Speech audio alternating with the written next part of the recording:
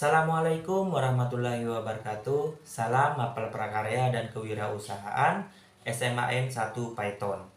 Pada video sebelumnya saya sudah berbagi tentang elemen, yaitu 4 elemen ya, dan capaian pembelajaran setiap elemen dan tujuan pembelajaran setiap capaian pembelajaran per elemen.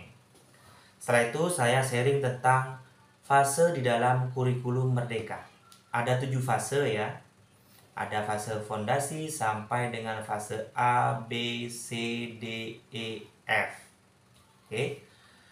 Sekarang saya akan berbagi tentang alur tujuan pembelajaran per tahun. Oke, saya ulangi. Alur tujuan pembelajaran per tahun. Jadi alur tujuan pembelajaran per tahun ini saya kutip dari Sufyadi dan Lambas. Jadi alur tujuan pembelajaran adalah rangkaian tujuan pembelajaran yang tersusun secara sistematis dan logis menurut urutan pembelajaran sejak awal hingga akhir suatu fase. Saya ulangi, hingga akhir suatu fase. Ingat, ada 7 fase. Selanjutnya, Sufyadi dan Lambas menyatakan tentang kriteria alur tujuan pembelajaran sebagai berikut. Yang pertama, menggambarkan urutan pengembangan kompetensi yang harus dikuasai peserta didik. Di sini ada kata kompetensi. Kompetensi itu adalah kemampuan individu setiap peserta didik dalam hal pengetahuan dan keterampilan. Gambarannya seperti itu. Terus yang kedua, alur tujuan pembelajaran menurut Sufyadi dan Lambas adalah dalam satu fase menggambarkan cakupan dan tahapan pembelajaran yang linier dari awal hingga akhir fase. Yang linier dari awal hingga akhir fase. Terus yang ketiga, alur tujuan pembelajaran pada keseluruhan fase menggambarkan cakupan dan tahapan pembelajaran yang menggambarkan tahapan perkembangan kompetensi antar fase dan jenjang. Antar fase dan jenjang. Jadi nanti berhubungan antara fase A, B, yang awal itu fase pondasi, fase A, B sampai dengan fase F. Dalam mapel prakarya dan kewirausahaan, alur tujuan pembelajarannya adalah 1.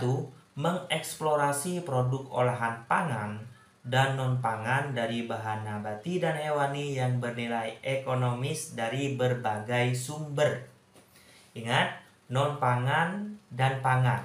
Intinya kalau pangan itu yang bisa kita konsumsi. Kalau non-pangan itu tidak bisa dikonsumsi, melainkan bisa dijadikan bermacam alat penunjang atau kebutuhan manusia.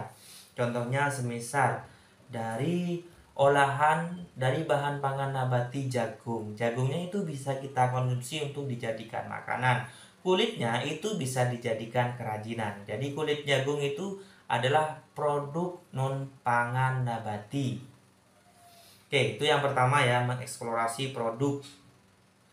Terus yang kedua, menganalisis karakteristik bahan, alat, teknik, dan prosedur pengolahan pangan dan non-pangan dari bahan nabati dan hewani, serta penyajian dan kemasannya. Jadi ini sudah menganalisis karakter bahan yang digunakan, alat yang digunakan, teknik yang digunakan, dan prosedur pengolahan pangan dan non-pangan pada alur tujuan pembelajaran prakarya dan kewirausahaan di alur yang kedua. Terus alur yang ketiga, mengembangkan desain produk. Nah, ini mengembangkan desain produk yang ada dirubah menjadi produk baru, didesain dulu, membuat sketsa. Mengembangkan desain produk olahan pangan dan non-pangan dari bahan nabati dan hewani, serta desain kemasannya dalam bentuk gambar kerja atau prototipe berdasarkan hasil eksplorasi dan studi kelayakan pasar atau potensi lokal atau Nusantara secara kreatif. Itu yang ketiga. Yang keempat, merancang pemasaran dan analisis usaha produk pangan dan non-pangan dari bahan nabati dan hewani secara sederhana.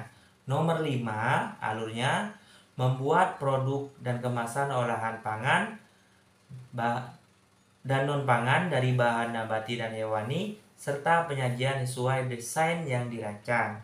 Alur yang keenam, setelah siswa bisa membuat produk, alur yang keenam adalah siswa bisa mempromosikan produk hasil modifikasi olahan pangan dan non-pangan dari bahan nabati dan hewani dan kemasannya. Itu alur yang keenam. Alur yang ketujuh, peserta didik bisa merefleksikan pelaksanaan kegiatan pembelajaran pengolahan produk pangan dan non-pangan dari bahan nabati dan hewani. Mengevaluasi keunggulan dan kelemahan dari produk olahan pangan dan non-pangan dari bahan nabati dan hewani berdasarkan kajian mutu, teknologi pangan dan ekonomi, serta dampak lingkungan atau budaya. Menunjukkan tindak lanjut pengembangan produk olahan pangan dan non-pangan dari bahan nabati dan hewani. Jadi ada 9 alur pada prakarya dan kewirausahaan tingkat SMA. Alur tujuan pembelajaran per tahun.